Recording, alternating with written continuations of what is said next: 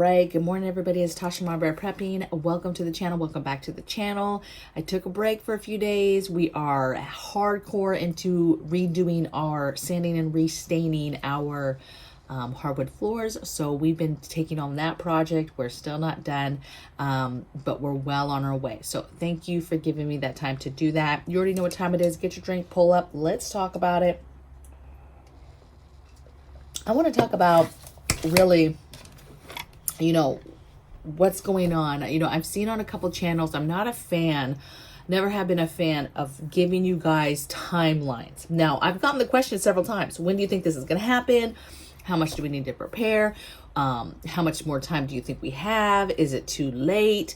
All these questions that circle around timing. And I don't want to be one that gives you a time frame. I don't, okay? I'm not a psychic. God didn't tell me, a timeline. I don't know. I know that there's an urgency being pressed upon me to get things done. I definitely think that it's not the time to be diddle-daddling, figuring it out and saying, oh, I'm going to get this Jordans right now because I have time to still get food. I think that you should be making smart financial decisions when it comes to what you're purchasing. In getting ready for this, what's going to happen to us, what is about to happen to us. A lot of people will be like, oh, this is scary. Nothing's going to happen. America is great. We're not going to fall. Okay, we'll deal with inflation. We'll deal with a recession. It's no big deal. But I don't think people really realize what happens to families and what happens to people when these things happen. And that it's important to tell people to prepare so that those time frames that we are going to go through will get better. You talk about several channels talking about 6 months. Just this weekend, I saw several channels talking about 6 months, 6 months, 6 months. You have 6 months until the food is gone. Is that true? I don't know. Is it a viable chance? Absolutely. But I don't want to put my eggs in a basket of, oh, I have a time frame of 6 months, 6 months, 6 months. And then I really had 3. Okay. Or I had 2 weeks, right? Or I had a year. Who knows? Okay. What I think is important is that you continue to push forward, okay, and not get caught up, or try not to get caught up with timelines. It's just like the timeline that's being thrown around by everybody about May 9th. May 9th, there's going to be some sort of something coming out of Russia and something started, either a war started or whatever. I always am intrigued when I hear dates of things. Hey, I heard this is happening on this date. I heard you have to be ready by this date. I always get intrigued, okay? That's the, inquisitive person in me of wanting to be ahead of things and wanting to know. However, I just don't have time to put stock in those dates, okay? The only thing that I really adhere to or pay attention to when I hear of a date or something's coming is when I'm warned of a storm, or warned of some weather, or warned of a solar flare, a CME, that type of stuff. I'm paying attention to time-wise of what is being told to me. Outside of that, you guys, I'm trying not, because I don't want to get caught up with anxiety. All types of reasons why you should be concerned. And that 6 months, if that's what you want to believe, and stuff's going to hit, I think that it's viable. I think it absolutely can happen. Okay. I don't want to take away from anybody that's figuring out, hey, I think we don't have any more than 6 months. That's their opinion, and that's okay. Okay. Lots of stuff going on. You have, our economy is slipping. You have a tax on food. Our whole entire food situation is messed up, from fertilizer to farmer issues to supply chain to China being locked down and all that supplies and how that affects everybody. Imports, exports, sanctions of what's going on. These attacks on all our food. I mean, it's crazy, these attacks on food, and that people are not waking up just from these attacks. I mean, it is wild, okay? How many? You have a human bird flu. Okay. You have, okay, you guys. So I keep getting kicked off. I'm going to try to get this video done. I don't even remember where I was at. I just think that there's a lot of things that are happening in the world right now. In regards to our food, in regards to a recession is coming around the corner, and how do you continue to prepare for that? You absolutely have to be thinking about our economic situation, how a recession is coming. How is your family going to make it through that? How do you prepare for that? And then different things that are happening around the world. There's some things I think you can do. I think that you can aggressively set a budget. I think you should and have an urgency when it comes to buying certain things, right? See what you need and get those things. Do not buy the expensive things, the things that you want that are pleasure type things, right? Buy the things that you guys are going to need to get through a recession, to make it, to put food on your table. I mean, that's huge, okay?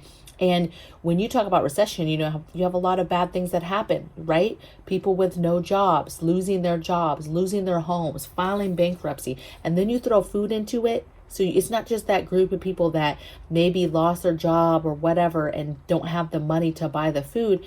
No, you're going to have people who have jobs, who are able to still make an income, and yet the food will not be there for them to buy. And because they did not prepare, they're going to be in the same boat as somebody who maybe is falling on hard times. And so aggressively set a budget, aggressively get the things you need, shop the sales, shop garage sales, whatever it is you need to do, get the things. Concentrate on food, water, shelter. Food, water, shelter. I didn't even mean to say that. Food, water, meds. Okay. Food, because of the obvious. Okay. The attacks on food, what's happening to our food system. It's going to run out. And this affects the United States. This affects the whole world. This is not just a us type of situation. This is not a situation because of some kind of war happening right now. This is something that has been slow cooking and brewing for a while. And you need to be concerned about our food situation. Okay. And that has nothing to do, but when you throw that in with recession, that's a whole lot of people who are going to be hurting. Okay. So it's important to prepare. Meds, just because alone what is happening in China. Okay. And the fact that we get so much meds from them, not to mention all the other things that you get from them. If you have that whole country not working, not in the factories because they're on lockdown, and they're continuing to be on lockdown, millions and millions of cities, or cities with millions and millions of people in them, you're not going to be able to get the things that you need to get. Okay. And so food, water, meds is super important. There has been run on meds, and that is going to get bad. Okay. So meds, vitamins, anything you can get your hands on, you need to be doing. And water, you need to be thinking about water, and not just if you live in a drought state. First of all, those drought states in the decades to come, those people will migrate. Okay, they will have to, because there will be no water for them. Where do you think they're going to come? To states like where I'm at now that have lots of water, that have heavy rainfall. Okay, I think people always think, romantically about migration and into the world and apocalyptic stuff. People migrating to wherever they've heard some sort of story where it's golden. Okay, or people, hey, because of the cold, they're going to migrate to the hot states.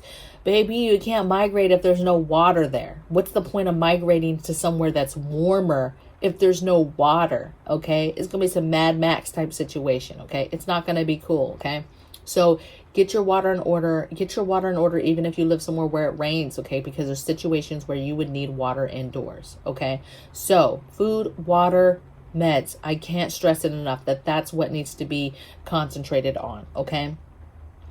What else? Let's see, preparing for, just the recession, what we just talked about. I think it's super important. Get your cash, get your money. You've got to be thinking about this.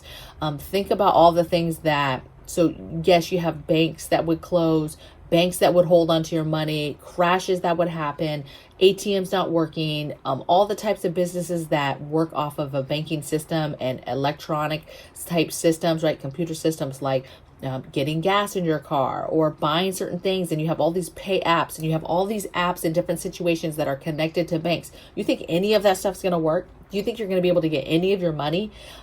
It's going to be a bad day for a lot of people, and you're going to have a lot of angry people who cannot get their money. Okay. Because something crashes, or it crashes so hard that the banks just shut down and they're like, sorry, we can't right now. It's too bad. We can't give you your money. Okay. And so it's going to be, that's where the chaos comes in, when you have people who have worked hard, have money, and can't get the money. Okay. But it's not going to matter if there's no food, there's no things to buy anyway. Okay. So if you don't prepare and you don't get the food, water, meds, it really doesn't matter. Okay. The other thing is, I have here is a note about lockdowns. Okay, prepare for lockdowns. But I'm not talking about the lockdowns we've been dealing with. We already know those don't work. What I'm talking about is the by choice, the choice lockdown, the choice stay home lockdown. Not lockdown. I'm just saying the choice that people are making to stay home, to work from home, to homeschool from home, to garden from home, to be home. Okay. And if you think about a time where there's chaos, there's crime, people are mad, you're going to, by choice, be staying at home. Okay. If you have people that are losing their jobs and this and that, you're going to stay home. You can't get food. There's limits on food, or you can't get food, or inflation is so high you can't get the little bit of food that's left. You're going to stay home. See, a lot of people, as money turns into an issue, recession, whatever, people don't have their money in their banks, you're not going to have nobody still going on vacation. Yeah, you can go on vacation if you can figure out how to do it, but you're not going to be having people go on vacation, going on these planes. Yes, you'll be at home. Yes, you can be outside your home, riding bikes, doing things, right? Maybe going to the free places like beaches and things like that. But remember, a lot of stuff revolves around food as well that people do in life, okay? And so that mentality, if you don't have food, times are tough, you're going to have a lot of people that are going to just simply stay home because it's the safest place to be. You can do everything there that you need to do in regards to hopefully you're still working and kids are still homeschooling and that type of thing. And you're established, right? So get your home in order, right? It's more than just organizing your preps, inventorying what you have, and continuing to buy what you need, but it's getting everything in order for your home. For the day that you decide, you know what, it's too much. There are diseases going on. There's this hepatitis thing. There's some bird flu. There's some COVID. There's whatever is happening at the time. People are going to decide, you know what, it's just easier to stay home. I'm just going to make sure that we're good to go here. Okay. But the way you do that and that you're living a fulfilled life at home like that is being prepared. Okay. Otherwise, you're just going to be another broke person sitting at home, not prepared, no food in the cupboards, right? No water, no meds. Hospitals are closed down, right? Staffing, short staff because they've cut back a bunch of people and fired a bunch of people and did layoffs. And you can't even get to the hospital or get somebody to see you. You need to have your own meds. You need to have your own supplies to be able to take care of the basic medical needs that you may find yourself needing in your family. Okay. Timeline, I don't know. I don't know if we got 6 months. I don't know if we have less. I don't know if we have more. I know that it's coming. Okay.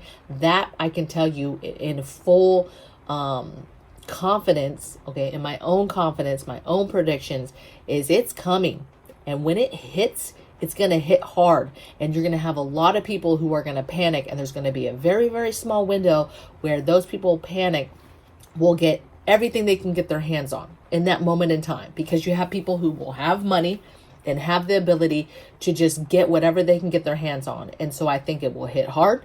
Then I think you will have a run on everything. It won't just be food. It will be food, but it will be on everything that is left, because people, as things compound, people will realize, wow, this is really feeling like some end of the world type stuff. This is really feeling like this is something that's not going to go away in a few days or a few months, or that the government can just come through and fix, especially if it's worldwide. When people start to realize things are happening worldwide and it's not localized, and it's not just like, oh, the government can just come in and help us.